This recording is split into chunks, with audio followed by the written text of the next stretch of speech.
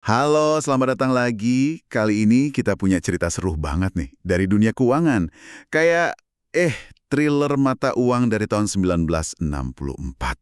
Wah, tahun 64 ya? Iya, bayangin aja, pound sterling Inggris, yang waktu itu salah satu mata uang terkuat dunia, hampir aja kolaps. Kita mau bongkar bab 12 dari buku Business Adventures. Judulnya pas banget, And Defense of Sterling. Soal bankir, pound sama dolar. Ah, buku klasik itu. Menarik-menarik. Betul.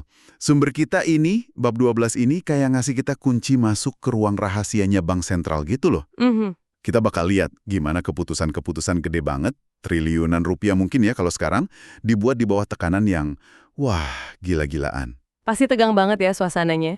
Nah, tujuan kita nih, Anda juga yang dengerin, kita bareng-bareng coba ngertiin kenapa sih krisis ini bisa kejadian, siapa aja pemain kuncinya, dan gimana ceritanya mereka bisa gerak cepet banget nyusun rencana penyelamatan global, katanya sih cuma hitungan jam. Siap ya kita kupas tuntas? Siap. Tapi mungkin perlu kita ingat juga konteks besarnya dulu kali ya. Oh iya bener. Gimana tuh konteksnya? Ini kan kejadiannya pas zaman sistem Bretton Woods. Itu sistem moneter setelah Perang Dunia Kedua. Yang nilai tukar mata uang dipatok itu ya, nggak kayak sekarang. Betul. Nggak ngambang bebas. Nah, dolar AS itu jadi pusatnya. Dipatok ke emas $35 per ons. Pound sterling Inggris ini dia mata uang besar kedua. Oke. Jadi kalau pound goyang, ini bukan cuma urusan Inggris aja. Bisa merembet kemana-mana. Stabilitas dolar, bahkan seluruh sistem keuangan dunia bisa ikut terancam. Jadi ini pertaruhannya gede banget lah. Pandestan semua panik ya waktu itu. Oke.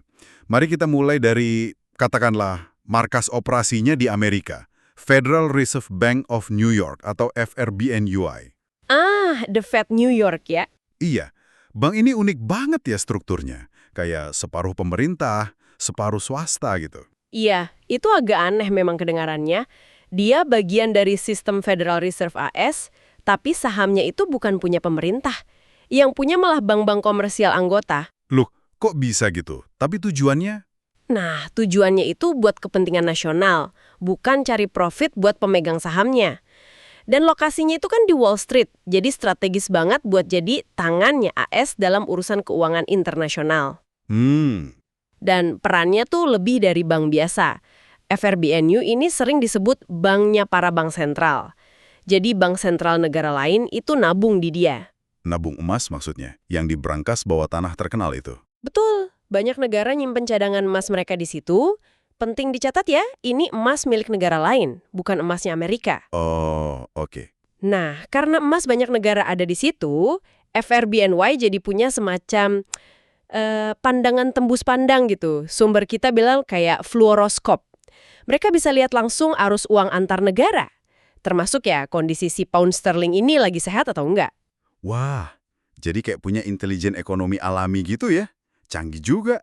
Iya, posisi sentral dan akses informasi itu kunci banget memang. Oke. Nah, terus gimana ceritanya pound ini mulai sakit? Katanya pertengahan 1964 udah mulai kelihatan gejalanya ya? Iya betul. Inggris mulai kena masalah namanya defisit neraca pembayaran. Gampangnya sih, duit yang keluar dari Inggris lebih banyak dari yang masuk. Oh, kayak negara lagi boros gitu ya? Bisa jadi karena impornya lebih banyak dari ekspor, atau investasi ke luar negeri lebih gede. Nah, ditambah lagi, waktu itu di Inggris lagi mau ada pemilu. Partai buruh yang agak kiri diperkirakan menang. Pasar nggak suka ya, biasanya sama partai kiri. Ya, pasar keuangan cenderung khawatir. Takut ada kebijakan ekonomi baru yang mungkin kurang ramah bisnis atau pro pengeluaran besar. Akibatnya, orang-orang mulai lepas pound. Jual pound mereka. Nilainya jadi pelan-pelan turun di pasar valuta asing. Sebentar, kalau banyak yang jual pound gitu, Bank Sentral Inggris, Bank of England, gimana cara nahan nilainya biar nggak anjlok terus? Nah, ini dia tugas beratnya Bank of England. Mereka harus intervensi. Caranya, ya mereka masuk pasar. Beli pound yang dijual orang-orang itu. Pakai apa belinya? Pakai cadangan devisa mereka, terutama dolar AS. Karena dolar yang jadi mata uang utama dunia kan? Wah, berarti cadangan dolar mereka terkuras dong. Persis, tiap kali mereka beli pound, cadangan dolar mereka berkurang. Dan proses ini dipantau ketat dari New York. Orang-orang kunci di FRBNY kayak Charles Coombs sama bosnya, Alfred Hayes, itu udah mulai cemas lihat cadangan Inggris makin tipis. Oke, jadi Bank of England udah mulai berdarah-darah nih cadangannya. Terus katanya ada spekulan juga yang memperparah keadaan. Gimana sih cara kerja spekulan ini? Apa mereka sengaja mau bikin pound jatuh? Nah, ini agak kompleks ya soal spekulan ini. Nggak selalu sosok jahat bertanduk gitu. Wah, iya juga sih. Bisa jadi itu cuma pedagang biasa atau perusahaan. Misalnya nih, importir Inggris yang tahu pound bakal turun nilainya. Dia kan buru-buru bayar utang impornya pakai dolar sekarang, sebelum pound makin lemah. Atau sebaliknya, eksportir Inggris yang dapat bayaran dolar, dia mungkin nahan dulu nggak nuker ke pound, nunggu nilainya lebih bagus. Oh, jadi tindakan bisnis biasa aja bisa nambah tekanan ya? Betul, kalau banyak yang lakuin, efek kumulatifnya ya sama aja kayak spekulasi, makan pound ke bawah. Tapi tentu aja ada juga yang memang murni bertaruh pound bakal jatuh, yang melakukan short selling itu. Short selling, itu yang jual sesuatu yang belum dia punya kan? Jual pound mahal sekarang, harapannya bisa beli lagi murah nanti buat nutup posisi. Tepat. Mereka pinjem pound, jual sekarang di pasar, dengan harapan nanti harganya anjlok, terus mereka beli lagi dengan harga murah buat balikin pinjaman. Selisihnya itu untung mereka. Ini kayak nyiram bensin ke api yang udah nyala. Tekanan ke Bank of England makin menjadi-jadi. Waduh, Inggris sendiri gimana posisinya? Apa yang bisa mereka lakuin? Nah, Inggris di posisi sulit.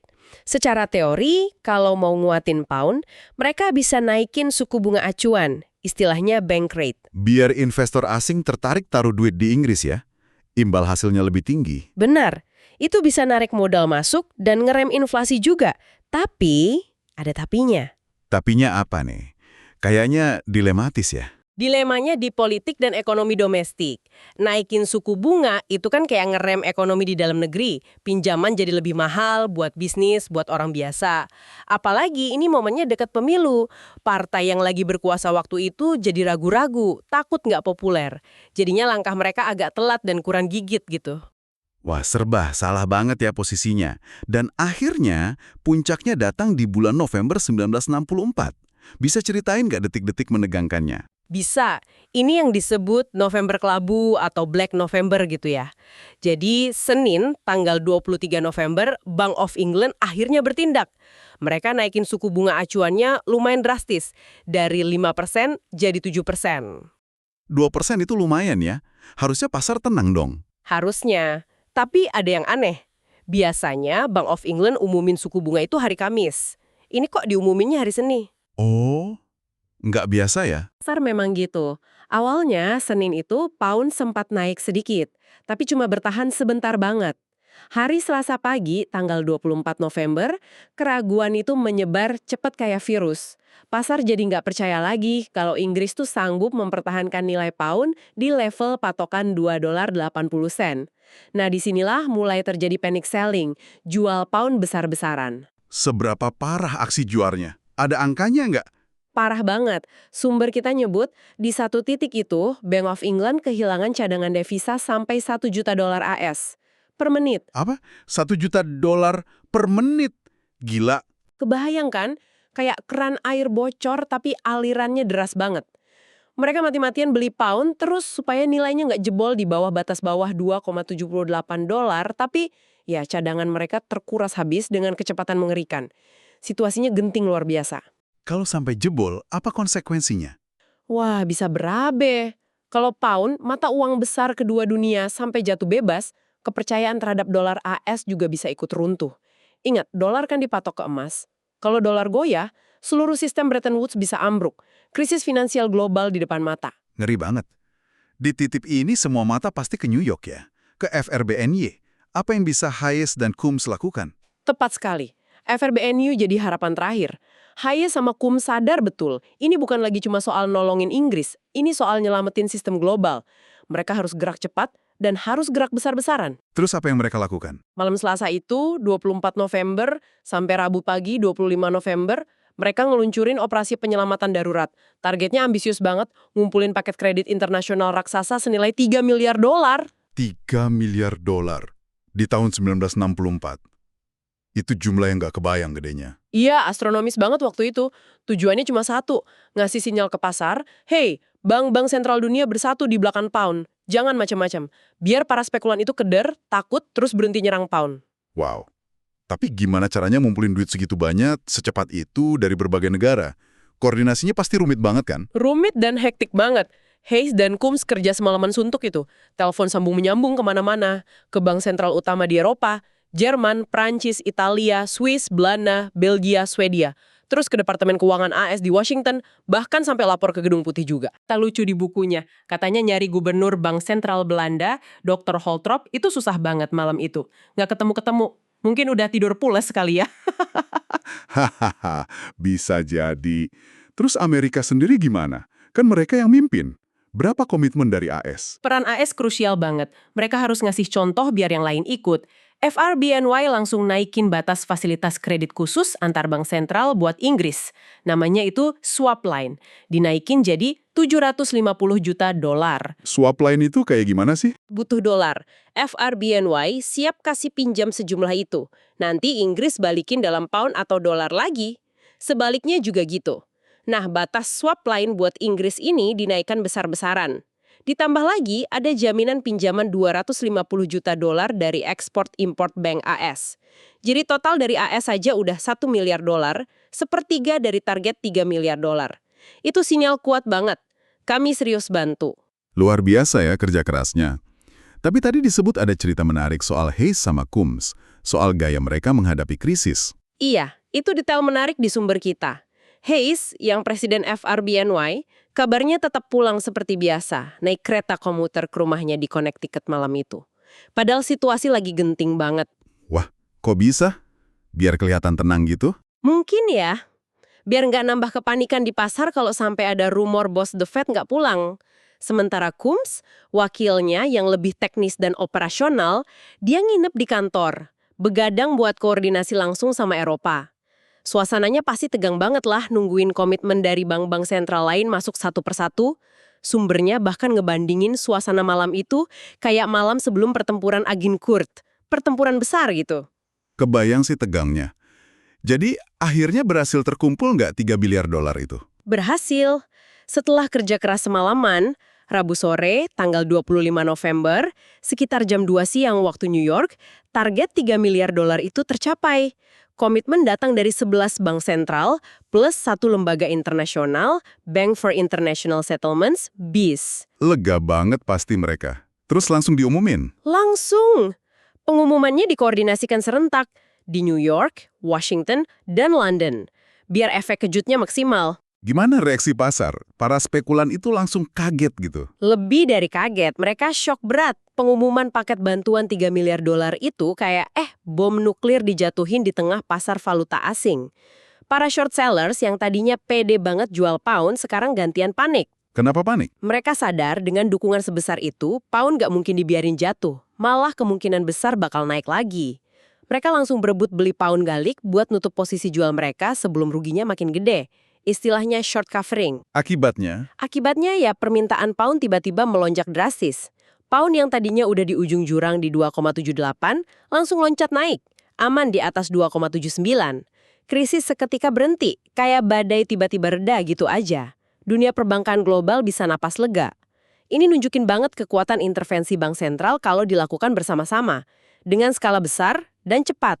Wow, dramatis banget ya endingnya. Jadi ini happy ending dong. Pound selamat untuk selamanya. Nah, sayangnya nggak sesederhana itu. Ini bagian pahit dari ceritanya. Kemenangan di November 1964 itu ternyata cuma, kemenangan sementara. Cuma beli waktu aja. Loh, kok gitu? Kenapa?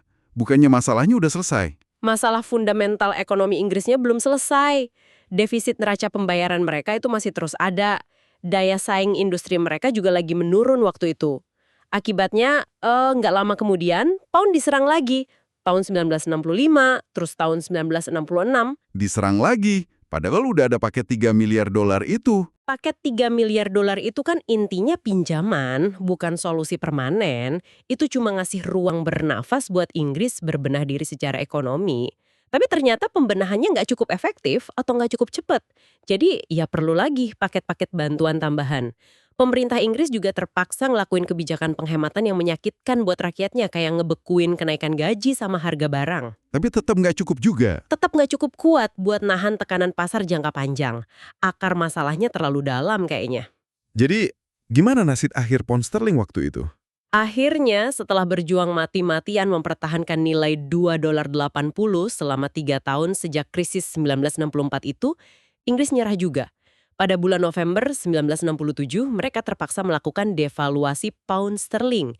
Nilainya diturunkan jadi $2.40 per dolar. Wah, jadi operasi penyelamatan heroik tahun 1964 itu sia-sia. Ini nunjukin bahwa ada batasnya juga kemampuan intervensi bank sentral sebesar apapun itu, kalau masalah ekonomi fundamental suatu negara nggak teratasi. Begitu ya. Dan devaluasi pound tahun 1967 ini ada efek lanjutannya nggak ke sistem global? Ada banget, gede malah efeknya. Devaluasi pound itu bikin orang-orang di pasar global mulai mikir, wah kalau mata uang sekelas pound aja bisa jatuh, gimana nasib dolar AS? Ingat kan, dolar itu jadi jangkar sistem Bretton Woods yang katanya dipatok ke emas. Jadi orang mulai ragu sama dolar juga. Betul, kepercayaan mulai goyah. Devaluasi pound ini memicu tekanan jual yang besar terhadap dolar AS dan menguras cadangan emas Amerika. Ini jadi salah satu pemicu utama krisis emas tahun 1968 dan pada akhirnya ikut berkontribusi pada keruntuhan sistem Bretton Woods di awal tahun 70-an. Jadi cerita penyelamatan sterling ini ternyata punya ekor yang panjang banget dalam sejarah moneter. Oke. Jadi kalau kita tarik benang merahnya nih, dari cerita yang dramatis banget ini soal penyelamatan pound sterling, apa sih pelajaran penting yang bisa kita dan Anda yang mendengarkan ambil? Terutama buat kita yang hidup di era keuangan global yang sekarang ini. Ada beberapa poin penting sih menurut saya. Pertama, jelas banget kelihatan betapa terhubungnya sistem keuangan global kita ini. Masalah di satu negara besar, apalagi yang mata uangnya penting kayak pound, waktu itu bisa cepat banget jadi masalah seluruh dunia. Nggak ada istilah pulau ekonomi yang terisolasi lagi. Iya, bener banget. Domino efek ya? Iya. Kedua, kita juga lihat kekuatan yang luar biasa dari kerjasama antar bank sentral internasional pas lagi krisis. Operasi penyelamatan tahun 1964 itu bisa dibilang jadi semacam cetak biru atau contoh awal buat banyak mekanisme kerjasama antar bank sentral yang kita punya sekarang. Kayak swap lines yang lebih canggih. Tapi yang ketiga, dan ini nggak kalah penting, kita juga lihat batasannya. Intervensi pasar sebesar apapun dan seheroik apapun mungkin cuma bisa beli waktu aja kalau akar masalah ekonominya nggak diberesin secara fundamental. Bener juga ya. Kayak kita minum obat penahan sakit kepala, tapi penyebab sakit kepalanya sendiri belum diobati gitu ya. Analogi yang bagus. Bisa dibilang gitu. Sakitnya hilang sementara, tapi nanti kambuh lagi kalau nggak diatasi sumbernya. Dan ini mungkin jadi pertanyaan buat Anda semua renungkan juga ya. Pertanyaan apa tuh? Seberapa efektif sih sebenarnya intervensi pasar kayak gini dalam jangka panjang? Apakah kadang-kadang memang lebih baik meskipun mungkin menyakitkan di awal, membiarkan pasar mencari harga atau nilai tukar yang sesungguhnya? Dan pertanyaan lainnya, di dunia sekarang ini, di mana arus modal itu bergerak jauh lebih cepat, lebih besar, dan lebih liar dibanding tahun 60-an dulu, apakah mekanisme pertahanan finansial global yang kita punya sekarang ini udah cukup kuat buat nahan badai finansial berikutnya yang mungkin datang? Wah, itu pertanyaan yang berat tapi relevan banget ya buat kita pikirkan sama-sama. Oke deh, terima kasih banyak sudah menemani kami semua mengupas tuntas drama di balik penyelamatan pound sterling ini berdasarkan bab 12 dari Business Adventures. Semoga cerita tadi ngasih Anda wawasan baru ya. Sama-sama, selalu menarik membahas sejarah finansial. Betul. Sampai ketemu lagi di penjelajahan kita berikutnya.